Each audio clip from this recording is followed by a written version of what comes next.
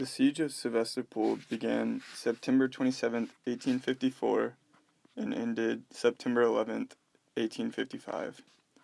For context, the siege began shortly after the First Opium War with China and Great Britain, shortly after the political and economic revolts in Europe, and it began right before Darwin's publishing of On the Origin of Species by Means of Natural Selection.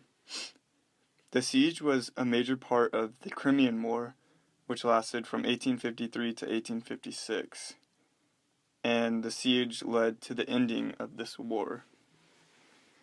The Crimean War began because Russians had originally had the right to protect Christians in their Holy Land, but Napoleon III of France demanded that the Ottomans give the authority to him.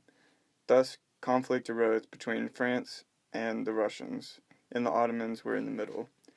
Furthermore, the war began because Russia was trying to expand in the Ottomans, who were in decline, and the rest of Europe did not like this, specifically France and Britain. The significance of the Crimean War, and more importantly the Siege of Sevastopol, was that it was the result of the feud between Russia and the Ottomans, and it illustrated the differences between Russia and Western Europe.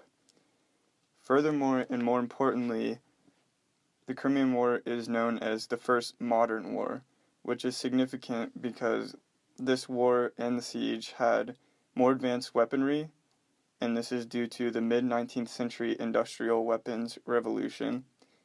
This war had new modern war tactics such as trenches, building of alliances, and then there were also telegraph machines which gave live updates to the media, and then photography, so they could record the battles as they happened.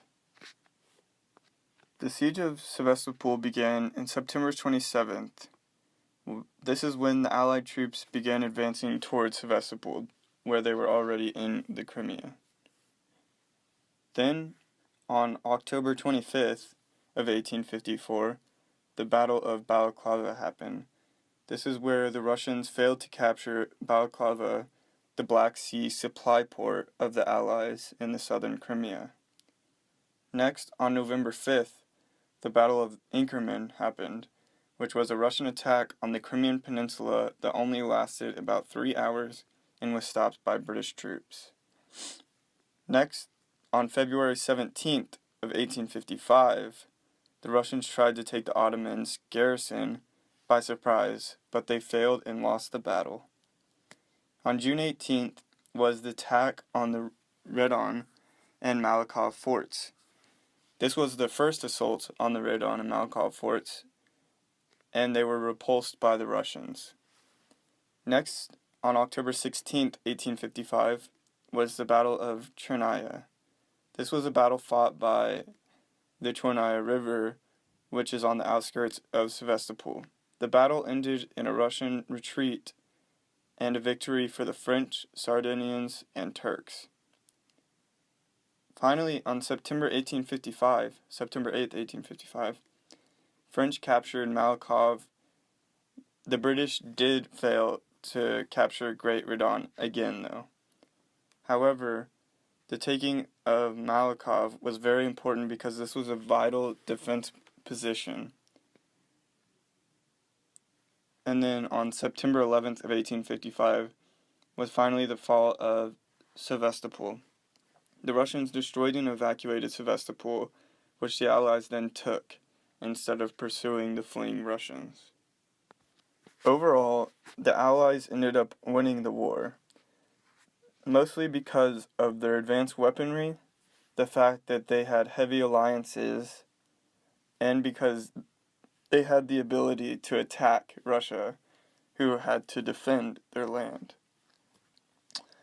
Furthermore, Russian issues during the war and during the siege was that they spread out too much, they spread their army too thin, and then they also had to focus on Austria as well, who they were in conflict with. Then Some issues on both sides were there was very poor planning, missed opportunities, and lack of coordination. This was for both Russia and the Allied powers. Perhaps the most fatal part of the war was the weather that resulted in huge death count for both the Allies and the Russians.